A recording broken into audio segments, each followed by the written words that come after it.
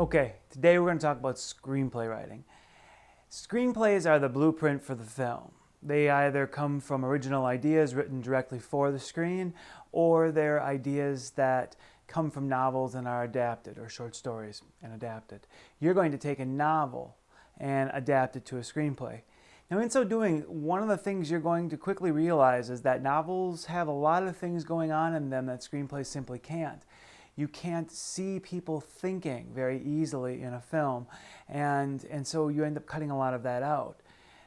Also, you may have to condense the plot or tighten up the plot. Stephen King will take 13 pages to develop a character that he kills on page 14. In films, you very rarely have that luxury.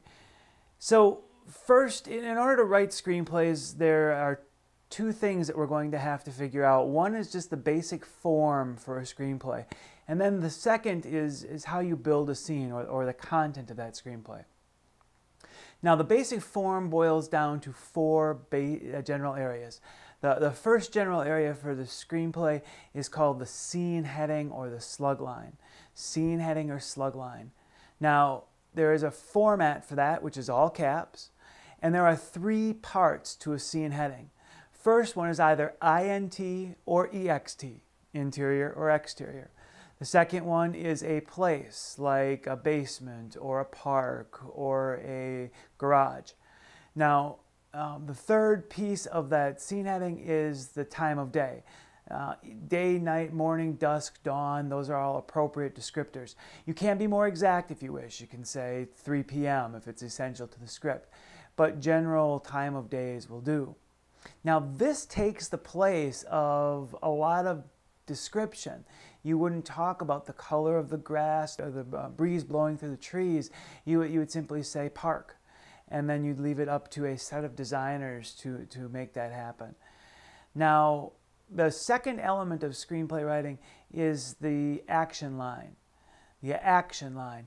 Now, the action line is exactly what it sounds like. The line that describes the action that's occurring at a certain point in the scene.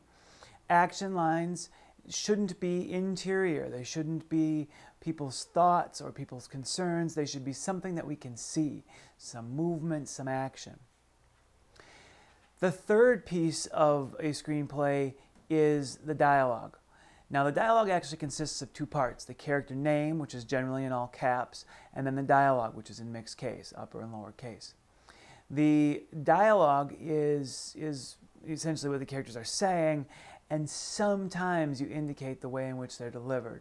If you do that, you use a parenthetical. Finally, transitions. Once you're done with the scene and you're ready to move to the next scene heading, then you go ahead and insert a transition. Cut to, dissolve, zoom in on, zoom out to, all could be different transitions.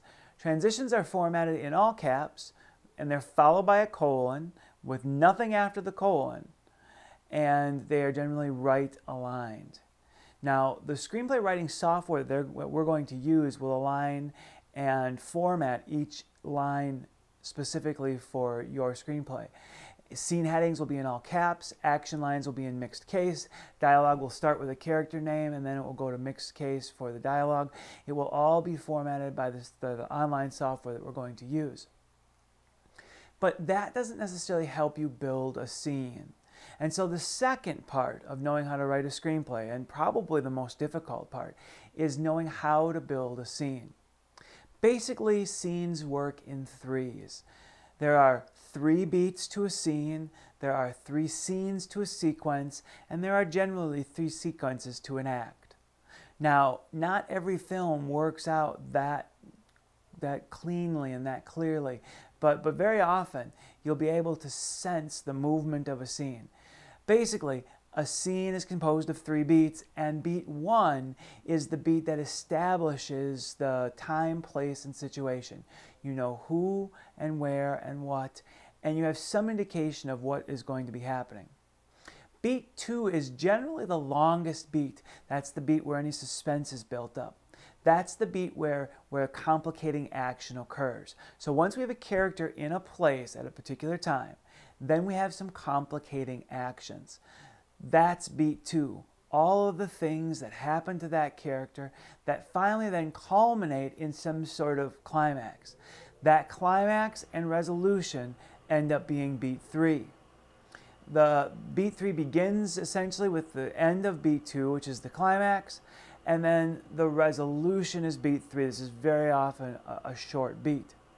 Now, those 3 beats make up a unit of action. It's about 3 minutes long, maybe less, maybe a little more.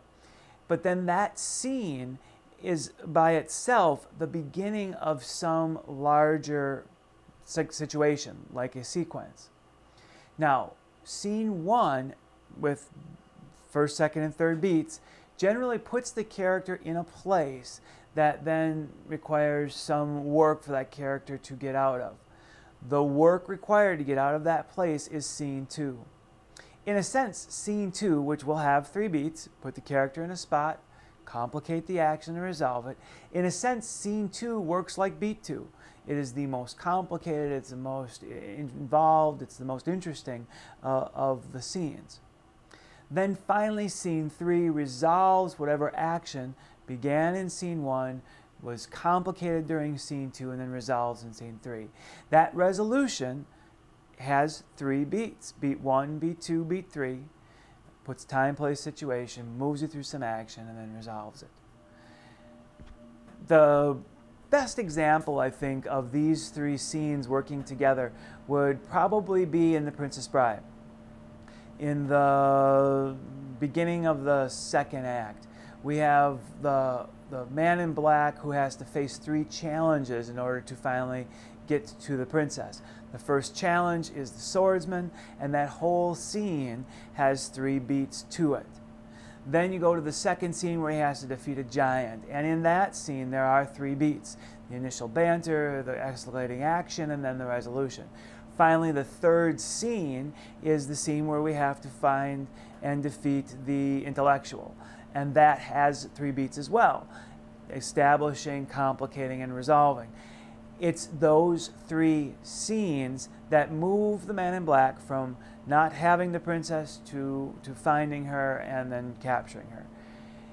That gives you some idea of how scenes work together to build a sequence and how beats work together to build a scene. If you're curious, take a look at that part of The Princess Bride, and that should help better make you better acquainted with how scenes work to build sequences and how beats work within scenes. Now, your task is to take the 2 most interesting parts of your book, try to break them down into 3 scenes each, and then write those scenes. Each scene has 3 beats. Each scene works with the scene in front of it and the scene in back of it to create a sequence, and then you will have written 2 sequences by the time you're done. That's the assignment. Good luck to you.